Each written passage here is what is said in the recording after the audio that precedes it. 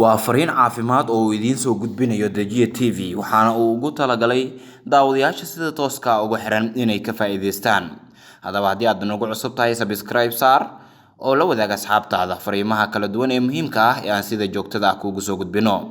Waxaan fariintan caafimaad uga hadlaynaa kansarka ku dhaca mindhicirrada iyo malwadka iyo dhibaatooyinka uu keeno iyo weliba sida looga hortagi karo.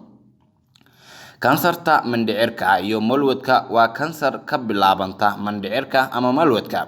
Waxay ka mid tahay sababo waaweyn oo geeri u keena ragga iyo haweenka gudaha dalka Mareykanka intooda badan ku nool. Inkastoo ay ka mid tahay noocyada kansarta ugu suuragalsan in si fudud looga hortago. Sanad kasta 130,000 oo qof oo jooga gudaha Mareykanka ayaa ogaada inay qabaan kansarka mindhicirrada iyo malwadka ku dhaca. Mid ayaa 20 qof yeelan doona kansarta mindhicirka iyo malwadka ku dhaca inta uu nool yahay. Hase yeeshee dhowr qodob ayaa si weyn u kordhiya halista kansarka mindhicirka iyo malwadka ku yimaada. Qodobada halista ah: da'da. Inta ugu badan kansarta mindhicirta ku dhacda waxay ku dhacdaa dadka ka waaweyn da'da 50 sano. Waxay halista korortaa marka dadka ay sii gaboobayaan. Taariikh qoys. Lahaansho xigta ah safka koowaad waalid, walaal ama ilmo ay ku dhacday kansarta mindhicirka ama malwadka ayaa kordhinaysa halista in qofka yeesho cudurkan hadba marka ay sii badan yihiin. Burooyin. Badi kansarada mindhicirka iyo malwadka waxay ka samaysmaan nooc gaar ah oo ah burooyin ama ka soo baxyo jir. Burooyinku ma aha kansar laakiin waxay isu rogi karaan kansar muddo kadib. Cunto.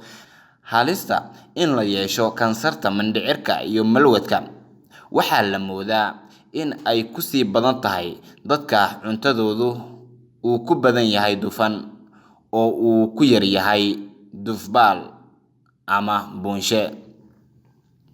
Burooyin, mindhicir barar leh, boog iyo cudurka caloosha oo bararsan ayaa sidoo kale halis keeni kara. Cuduradaas muddo dheer kadib waxay sababaan barar ku dhaca xuubabka mindhicirka. Taariikh ah cudurkaas waxay si weyn u kordhin kartaa halista kansarta mindhicirta ku dhacda ama malwadka. Baaritaan gaar ah ayay si fudud u heli karaan dadka cuduradan isku arka, waxaana dhaqaatiirta habboon inay mar walba la xiriiraan. Isticmaalka tubaakada ama sigaarka, cayilka iyo jimicsi la'aanta. Isticmaalka tubaakada ama sigaarka adiga oo leh miisaan siyaada ah iyo adiga oo aan samayn jimicsi joogto ah ayaa kordhin kara halista kansarta mindhicirta. Xubnaha qoyska ee yeeshay kansarta mindhicirka iyo malwadka waxaa sii kordhaya halisaha ay la kulmi karaan. Astaamaha soo socda ayaa laga yaabaa inay yihiin natiijada kansarta mindhicirta iyo malwadka. Astaamahan oo ah digniin ayaa loo baahan yahay inay ka feejignaadaan guud ahaanba dadkeena Soomaaliyeed. Dhiigid ah malwadka. Dhiig ku jira ama dul saaran saxarada. Dhiig cas ama leh midab aad u madow. Saxaro ka dhuuban intii caadiga ahayd in muddo ah. Xanuun ah mar kasta oo saxaro timaado. Calool istaag ama shuban socda in ka badan 1 bil. Raaxo daro guud oo ah caloosha. Dibrid, dherganaan, maroojin, naqas xanuun leh oo jira in muddo ah. Dareen ah in calooshu si buuxda u faaruqin. Lumid miisaan iyada oo aanay jirin sabab. Daal joogto ah, mantagid. Astaamahaas waxaa kale oo ay sababi karaan dhibaatooyin kale sida boogo, mindhicir bararsan ama babaasiir.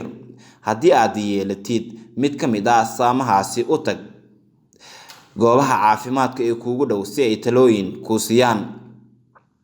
Tilmaamaha baaritaanka goor hore amaba ogaanshaha. Kansarta mindhicirka iyo malwadka waxay sida ugu fiican u daaweysantaa marka goorta ugu horeysa ee suuragal ay tahay la ogaado lana daweyn karo. waxa aad kaalin firfircoon ka qaadan kartaa ogaanshaha goor hore marka aad gaartid goorta ay tahay in laga baaro kansarta mindhicirta ku dhacda ama malwadka. bixiyahaaga daryeel caafimaad kala hadal tilmaamaha baaritaanka iyo sida ay wax u soo baxeen. da'da aad jirto haddii ay tahay 50 ilaa 75 sano waxaa habboon inaad dhakhtarka si wanaagsan ugu xirnaato. aanad lahayn taariikh shakhsi oo ah burooyin ama kansarta mindhicirka ama malwadka ku dhacda. aanan lahayn waalid, walaal ama ilmo laga helay kansarta mindhicirka iyo malwadka ka hor da'da 65 sano. aanad lahayn xigto labada saf ee ugu horeeya oo laga helay kansarta mindhicirka iyo malwadka da'da uun. adiga iyo bixiyahaaga daryeelka caafimaad ayaa go'aan ka gaari kara hadba baaritaanka iyo waxyaabaha ka soo baxay sida aad u wajahaysaan. baaris saxaro oo ah sanad kasta si dhiigga qarsoon looga fiiriyo saxarada. qalab jilicsan oo lagu fiiriyo xiidmaha 5 sano kastaba mar. mandhicirka oo la fiiriyo 10kii sanaba hal mar. haddii aad leedahay halisyo iyo ama taariikh qoys oo ah kansarta mindhicirka ama malwadka waxaa laga yaabaa inaad u baahan tahay ka fiirin ka hor da'da 50 sano. tan kala hadal dhakhtarkaaga gaarka ah ee caafimaadka. ka hortagid talooyinka soo socda waxay u fiican yihiin caafimaadka mindhicirka iyo malwadka.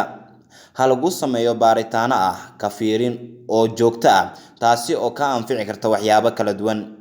meel ku qor kansarada ama burooyinka haddii ay ku dhacaan waalidka, walaalaha, awoowayaal, ayeeyooyin, eedooyin iyo habar yaryooyin, adeero, abtiyaal iyo caruurtaada.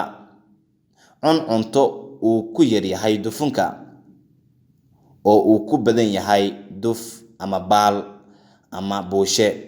cun fruit, qudaar iyo xabuub kaamil ah oo badan. xaqiijin sigaar oo ha cabin alcohol ama khamri. haddii aad wadana jooji. samee jimicsi joogto ah oo lahaw miisaan caafimaad leh. haddaba astaamahan dhan waxa ay ka caawin karaan inaad ka hortagto cudurkaasi. ilaahay ayaa badbaadin karee balse bulshadeena Soomaaliyeed kuma baraarugsana intooda badan in tallaabooyinkan ay qaadaan. fariintan caafimaad waxaa idiin soo gudbiyay Dajiye TV. haddaba daawadayaasheena sida tooska noogu xiran waxaan ka codsanaynaa in subscribe ay noo saaraan, asxaabtoodana ay la wadaagaan fariimaha kala duwan ee muhiimka ah ee aan sida joogtada idinkugu soo gudbino.